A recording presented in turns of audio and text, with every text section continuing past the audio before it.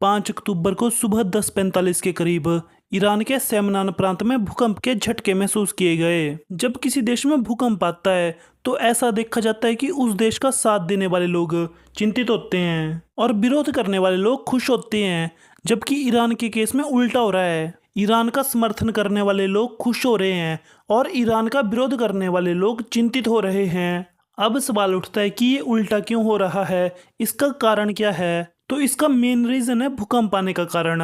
ऐसा माना जा रहा है कि ईरान में जो भूकंप के झटके महसूस किए गए हैं ये नेचुरल भूकंप नहीं था, बल्कि ईरान ने न्यूक्लियर बॉम्ब टेस्ट किया है, जिसके कारण ईरान में ये भूकंप आया। ये खबर अभी ऑफिशियल नहीं हुई है, मतलब किसी ने भी पुख्ता नहीं किया इस खबर को अभी तक। लेकिन कहा जा रहा है कि America, Russia, China, France, UK, India, Pakistan, Israel और नॉर्थ कोरिया के बाद ईरान दुनिया का 10वां देश बन गया है जिसके पास खुद का परमाणु बॉम्ब है। ये भूकंप जमीन से 12 किलोमीटर की गहराई पर आया था, जो कि आता नहीं है अमूमन नेचुरल तौर पर। इसलिए अनुमान लगाया जा रहा है कि ईरान ने जमीन के नीचे न्यूक्लियर टेस्ट किया, जिसके कारण ये सारे के सारे भूकंप के झटके ईरान में आए हैं। इसके अलावा पिछले काफी समय से ऐसी खबरें सुनने को आ रही थी कि ईरान अपना न्यूक्लियर बॉम्ब बनाने के बहुत करीब है और 2 से 3 हफ्तों के अंदर ईरान अपना न्यूक्लियर टेस्ट करने वाला है। और ये सारी की सारी खबरें किसी छोटी मोटी संस्था की तरफ से नहीं कही जा रही थी, बल्कि ये सारी की सारी रिपोर्टें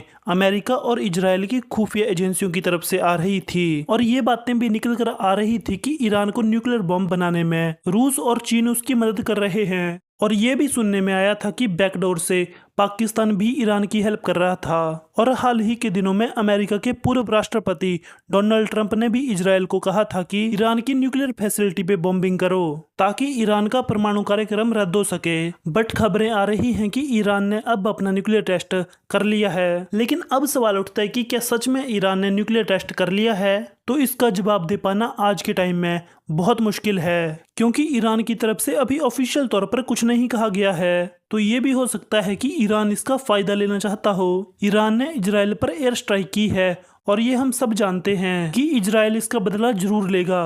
अब हो सकता है कि इजराइल पर दबाव बनाने के लिए ईरान की तरफ से ये सब किया जा रहा हो ताकि इजराइल ईरान पर बड़ी कार्रवाई करने से बचे।